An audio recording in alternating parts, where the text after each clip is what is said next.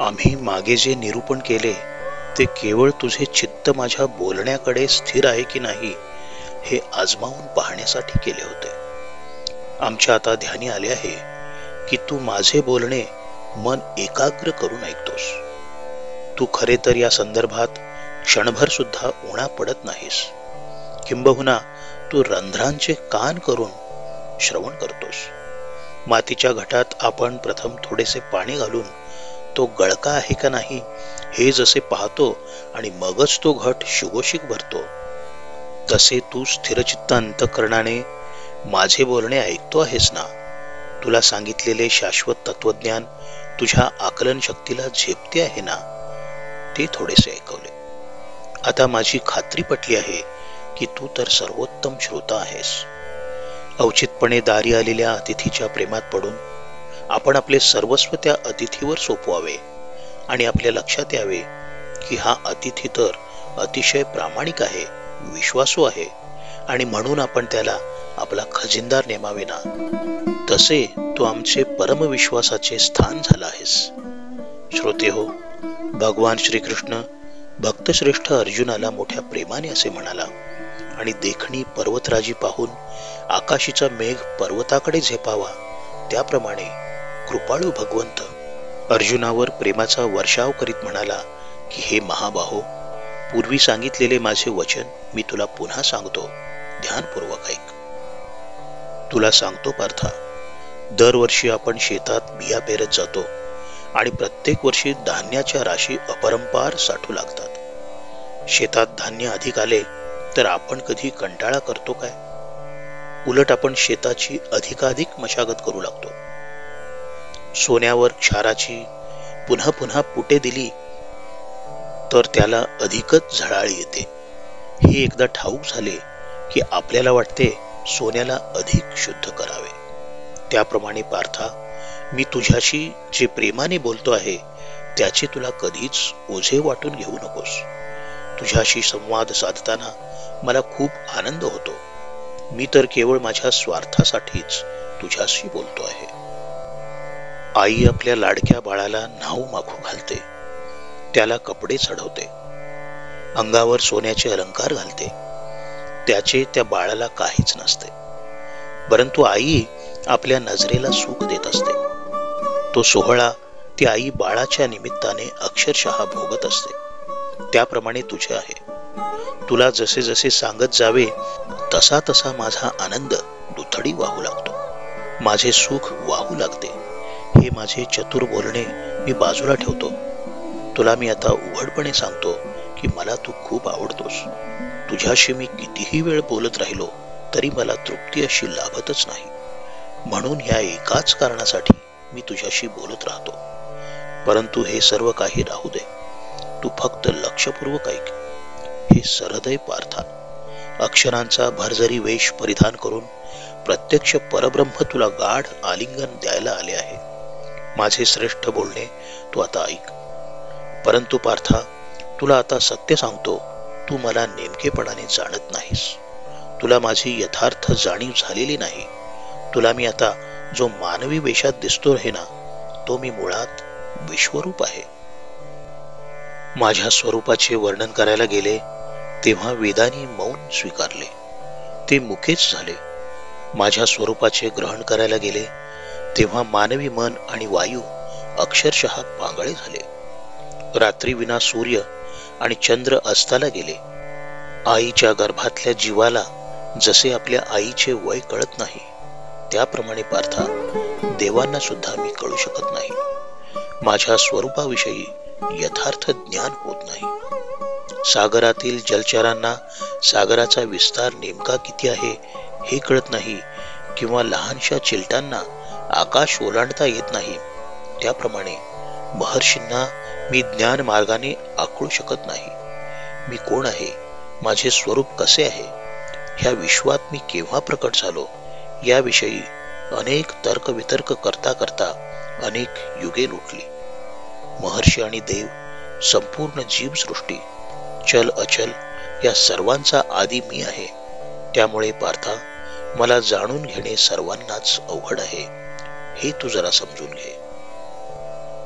पर्वतावरून खाली कोसळणारे पाणी पुन्हा माघारी त्याच वेगाने पर्वतावर चढेल, किंवा प्रचंड वाढलेले झाड जर पुन्हा आपल्या मुळांना स्पर्श करायला खाली वाकेल, तरच माझ्यापासून निर्माण झालेले हे अवघे विश्व मला जाणून घ्यायला समर्थ होईल. गर्भस्थ अंकुराने अवघा वटवृक्ष झाकला गेला, त्या गर्भस्थ अंकुराला अवघा वटवृक्ष कवळता आला, तरंगामध्ये अवघा समुद्र साठवता आला, किंवा एखाद्या धुळीच्या सूक्ष्म कणात अवघा भूगोल सामावला गेला, तरच माझ्यापासून निर्माण झालेली अवघी जीवसृष्टी, महर्षी, देव यांना माझ्या अस्तित्वाचे ज्ञान होईल, माझ्या एकूणच स्वरूपाला जाणून घेऊ शकतील.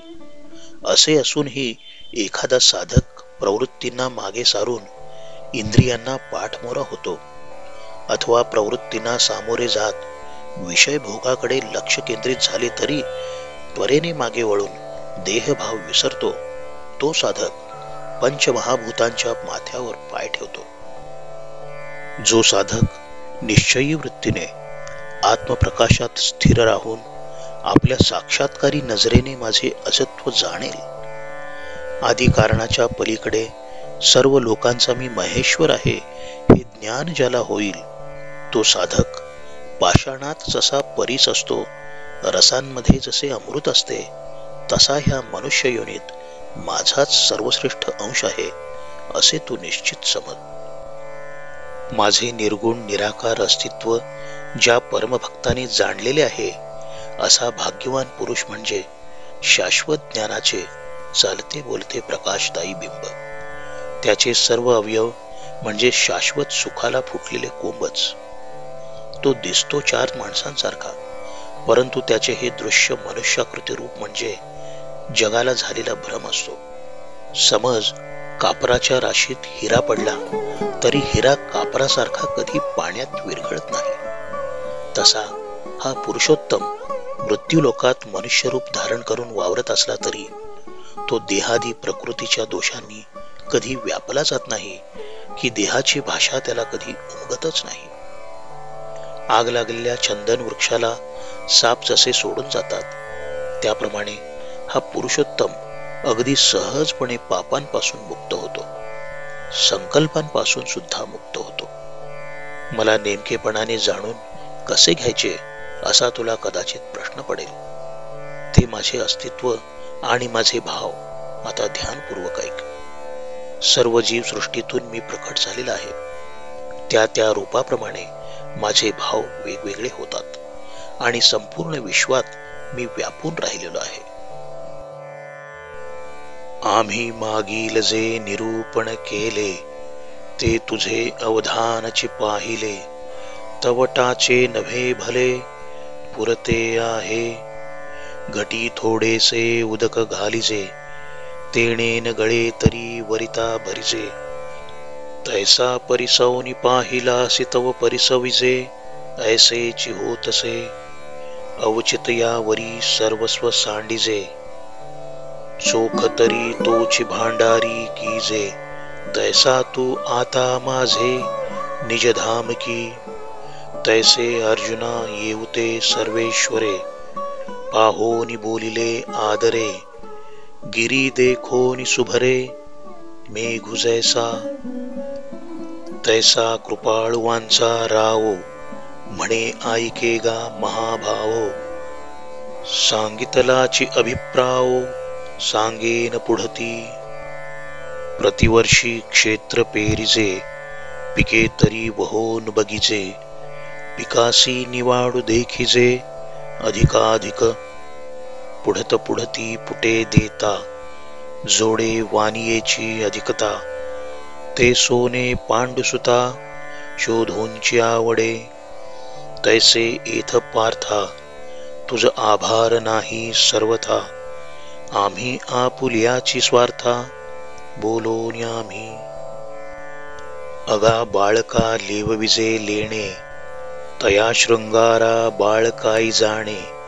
परिते सुखाचे सोहळे भोगणे, माऊलिये दिठी. तैसे तुझे हित आघावे, जव जव का तुझ भावे.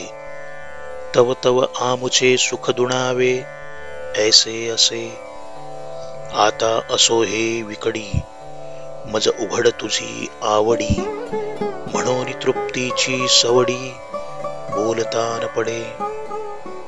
आम्हा येतुलियाची कारणे तेच ते तुझशी बोलणे, परी असो हे अंतःकरणे अवधान देई. तरी ऐके ऐके सुवर्म वाक्य माझे परम, जे अक्षरे लेऊन परब्रह्म तुझ खेवसे आले. परी किरीटी तू माते नेणसीना निरुते, तरी गा जो मी येथे ते विश्वचे हे. एथ वेदमुखे जाहाले मन पवन पांगुळले, राती विणमावळले रविशशी. अगा उदरींचा गर्भ जैसा नेणे मायेची वयसा, देवांसी मी तैसा चोजवेना. आणि जळचरा उदधीचे मान मशकानो लांडवे गगन, तैसे महर्षींचे ज्ञान नेणे माते. मी कवण केतुला कवणाचा कै जाहला, निरुती या करिता बोला युगे गेली. महर्षी आणि या देवा येरा भूत जाता सर्वा, मी आदि म्हणोपनी पांडवा जाणता अवघड. उतरले उदक पर्वत वळघे, का वाढते झाड मुळी लागे, तरी मिया झाले निजगे जाणिजे मी. का गाभे वने वटुगी वसवे, तरंगी सागरू साठवे, का परमाणु माझी सामावे भूगोल हा. तरी मिया जालिया जीवा महर्षी अथवा देवा, माते जाणा वया होवावा अवकाशुगा. ऐसा ही जरी विपाये सांडोनी पुढील पाये, सर्वेंद्रियांसी होये पाठीमोरा जो. प्रवर्तलाही वेगी बहुडे, देह सांडोनी मागली कडे, महाभूतांची या चढे माथयावरी. तैसा राहोनी ठाय ठिके, स्वप्रकाशे चोखे, अजत्व माझे देखे आपुलिये डोळा. मी आदिसी परू सकळ लोक महेश्वरू, ऐसिया माते जो नरू या परी जाणे. तो पाषाणान माझी परिसू, रसान माझी सिद्ध रसू, तैसा मनुष्याकृती अंशू तो माझाची जाण. तो चालते ज्ञानाचे बिंब, तयाचे अवयवते सुखाचे कोंभ, परी माणूसपणाची भांब लोकाची भागू. अगा अवचिता कापुरा माझी सापडला हिरा, वरी पडिलिया नीरा न निगे केवी. तैसा मनुष्य लोका आतू, तो जरी जाहला प्राकृतू, तरी प्रकृती दोषाची मातू नेणिजे तेथ.